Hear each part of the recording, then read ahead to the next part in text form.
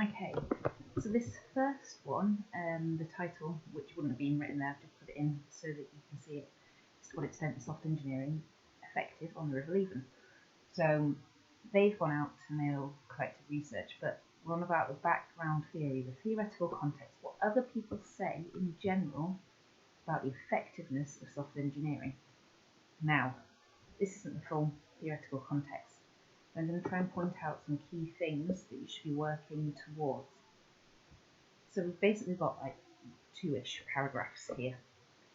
The first paragraph is kind of just talking about its relevance, why this is a relevant topic to be researching. And we've got one source that's kind of been used for this, which is absolutely fine. This is a reference, we'll come to that later on, but it's good to keep a note of something like that, even if it's in the web link at this stage, at the end of the paragraph, something like this.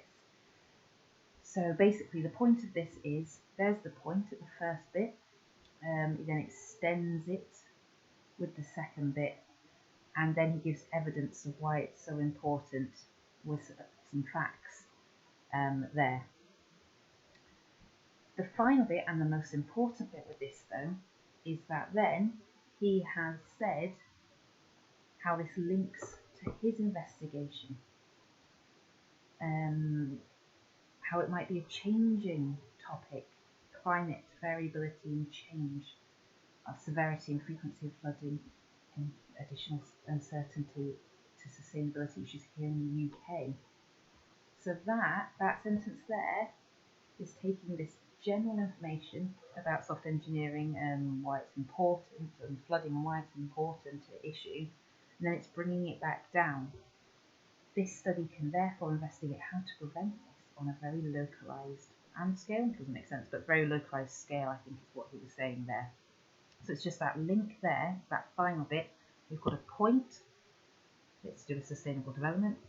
We've then explained what that means with some evidence of its importance, and then we've linked it to this specific investigation and said how basically most of you are going to be taking big investigations and testing on a very small area, so local scale.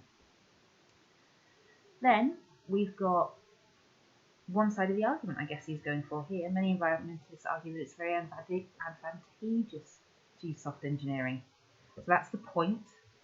We've then got some evidence and explanation.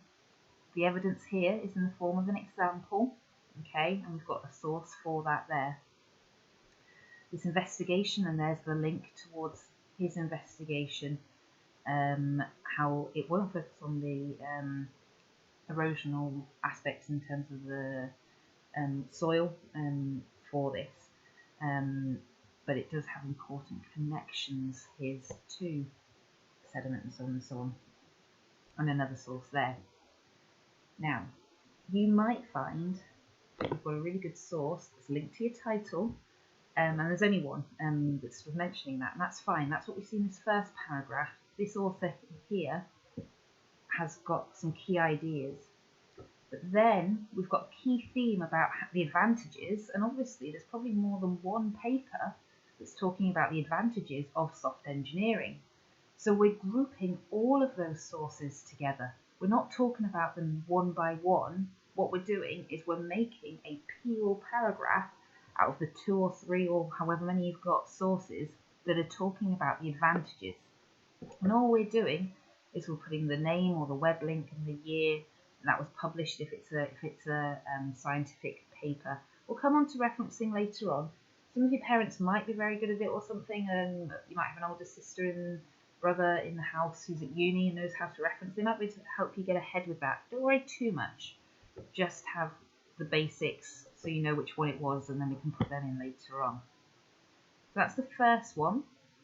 Here's a very different one, and I just want to show you how to use any figures in this. So here's the title of his, again it's another bloke actually, to what extent is private transport in Yarm sustainable?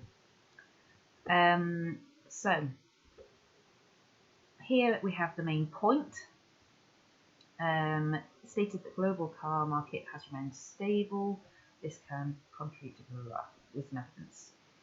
And then it talks about how electric car sales were up. That's the key point and evidence. Then he explains it. These convey how it's increasing rapidly. They still account for a small proportion of overall car sales. This is significant, blah, blah, blah, blah, blah. And then we've got a random figure there. Now, he then talks about that figure. So you can't just have a random figure popped in. It needs to be referenced and talked about. Now, if you just call that figure 1, that's absolutely fine. I haven't given you the structure because we're doing this in a bit of a funny order. The theoretical context is actually in the introduction, which is section 1, and it's the 4th part of the mark scheme. So that's why he's called it 1.4. So you're more than welcome to do that. And then he's got figure 1.4.1. So it's the first figure in this section. And that's what he's called that. That might help if you do that sort of thing. It might help with the structure and finding things easier later on. It's the best way. And you do get marks for presentation and the logical ordering of this later on. So anyhow, he talks globally in his first paragraph. Then he talks nationally, brings that down to the UK and what's going on here. And then he talked about in the northeast and how it's perhaps not as significant in the northeast. But this is what he's going on to sort of talk about. So he doesn't necessarily manage to link that global scale straight away to his investigation. He had a paragraph at the end. The first one was easier, how it does link every paragraph and so on and so on. But it does depend. There are ways of going about it, but you should definitely have peel paragraphs to the best of your ability with this, and you should be grouping, this is the key thing, grouping all the information you're getting into your key paragraphs. So for example, this one, you know, I would expect that the next paragraph was about the disadvantages of soft engineering or the advantages of hard engineering over it, to give that balanced introduction to this topic. So I hope that helps a little bit with this. Okay.